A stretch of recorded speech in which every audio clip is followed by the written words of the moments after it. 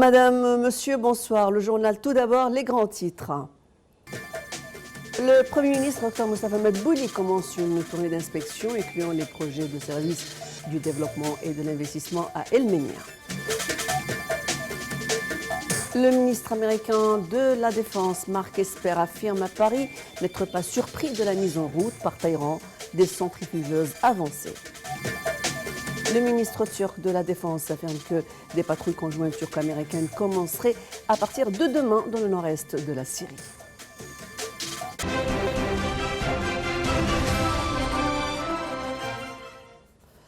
Nos informations en détail. Le Premier ministre, Dr Moustapha Madbouli, a commencé une tournée d'inspection à El Menia. La tournée inclut un nombre de projets de services, de développement et d'investissement dans le gouvernorat d'El Menia. Le chef du gouvernement a commencé sa tournée par l'inspection de l'axe du pont de Samalot sur le Nil, pour suivre l'avancement du travail et les taux d'exécution.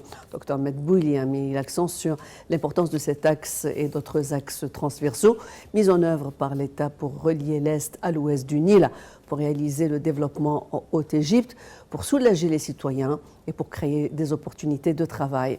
Le Premier ministre a prêté audition à une explication détaillée sur l'axe de Samalot de 24 km de long et d'une largeur de 21 km pour un coût total de 1,5 milliard de livres égyptiennes.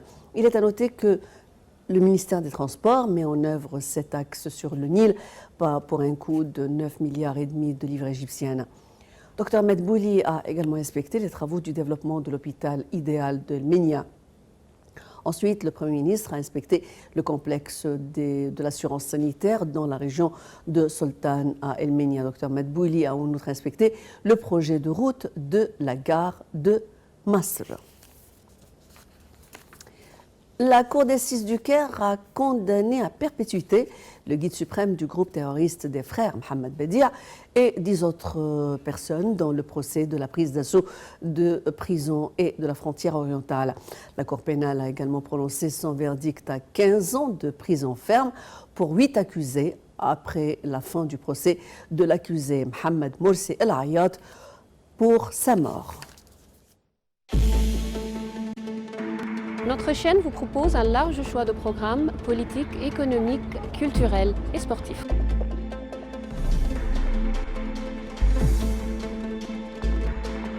Les événements économiques quotidiens vous sont présentés et analysés. Suivez de près tous les événements politiques, économiques, culturels et autres sur notre chaîne. Nile TV International, c'est la voix francophone de l'Égypte.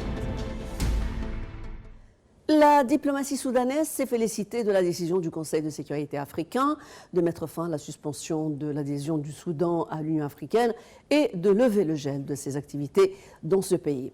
Le ministère soudanais des Affaires étrangères a exprimé ses remerciements et sa gratitude à l'Union et son président, le président Fattah el-Sisi. La décision du Conseil de la sécurité africaine est intervenue après l'annonce de la formation du nouveau gouvernement de la période de transition vers un pouvoir civil présidé par le Premier ministre Abdallah Hamdok. Le Conseil a affirmé son engagement à soutenir les efforts de la reconstruction du Soudan et les efforts pour attirer un soutien international.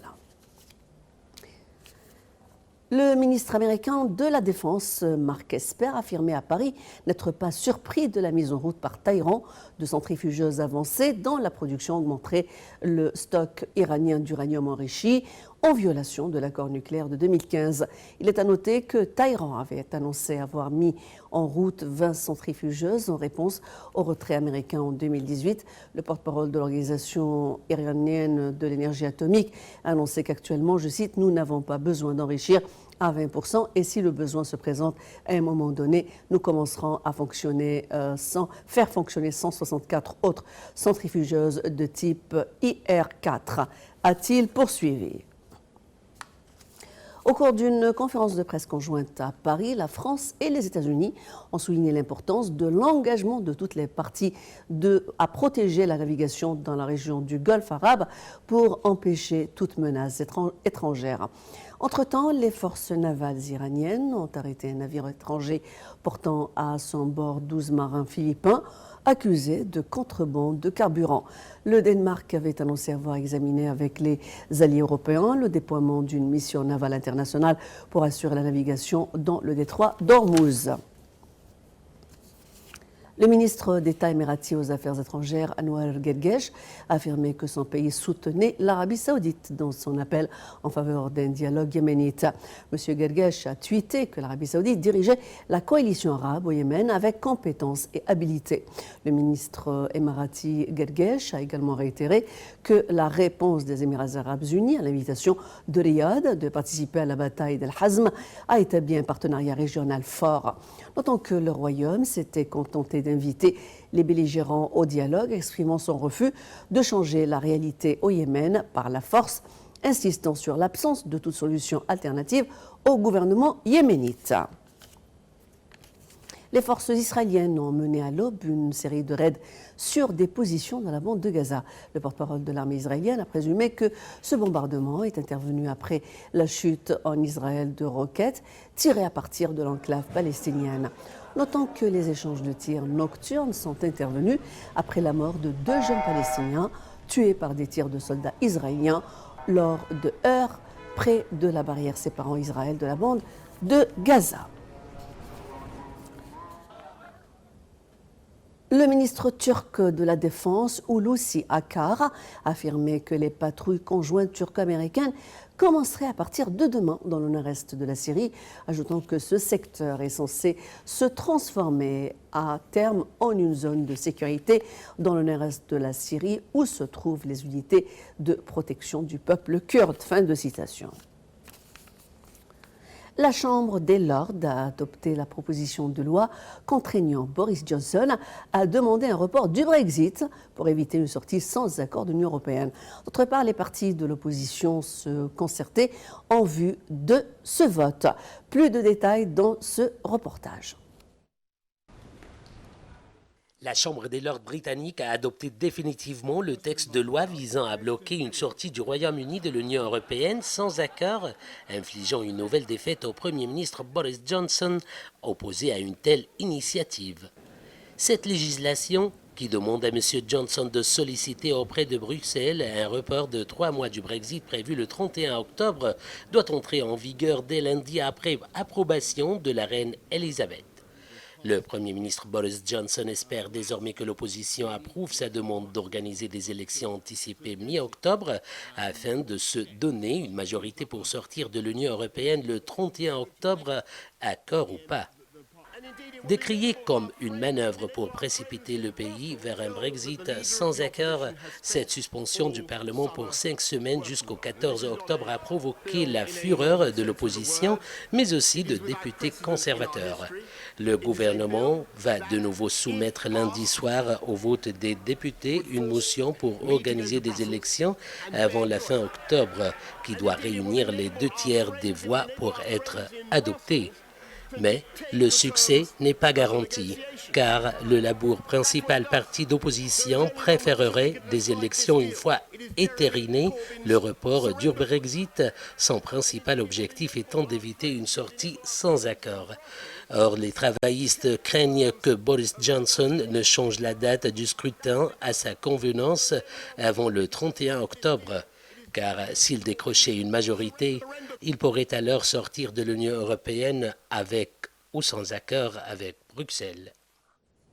Des policiers étaient déployés en nombre aujourd'hui à Hong Kong pour empêcher les manifestants pro-démocratie de perturber à nouveau le fonctionnement de l'aéroport, l'un des plus grands au monde, 3 jours après une concession de l'exécutif jugée insuffisante par la mobilisation. Les autorités ont exhorté les passagers ayant un vol à prévoir beaucoup plus de temps pour atteindre l'aéroport.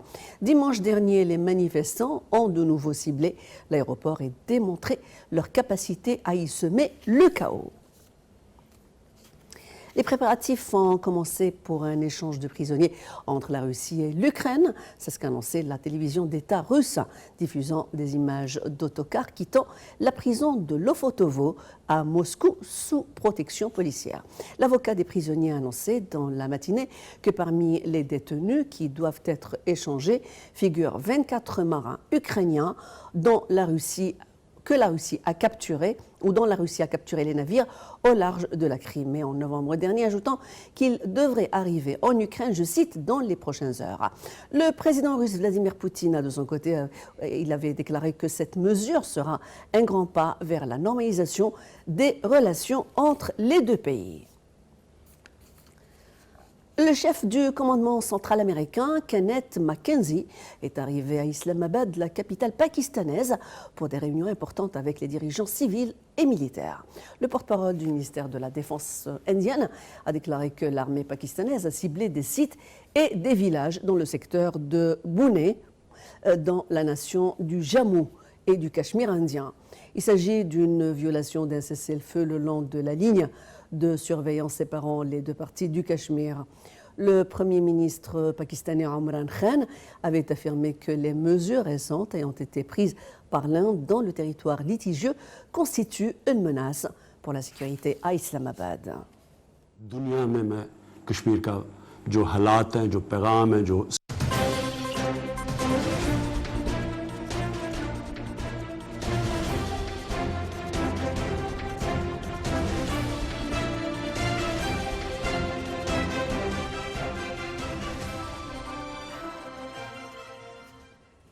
Au top de l'économie, on commence par le ministère du Pétrole et de la Richesse minière qui a examiné avec le ministère du Pétrole de la République du Soudan du Sud la coopération conjointe et les moyens de présenter les expertises égyptiennes dans le secteur du pétrole au Soudan du Sud pour le bénéfice des deux côtés. Le ministère du Pétrole a souligné que cette coopération pétrolière marquera l'un des plus importants piliers visant à renforcer les relations bilatérales au cours de la prochaine période. L'Autorité générale pour le développement industriel a déclaré que les relations égypto-chinoises connaissent un développement énorme depuis 2014 et les accords égyptiens avec les plus grandes entités favorisent d'importantes chances pour la Chine en vue de renforcer ses investissements en Égypte. L'Office auprès du ministère du Commerce et de l'Industrie a souligné que les relations égypto-chinoises ont atteint le niveau de partenariat stratégique global en 2014, tout en affirmant que l'Égypte est considérée comme un important partenaire pour la réalisation de l'initiative de la ceinture de la route mise en place il y a 6 ans.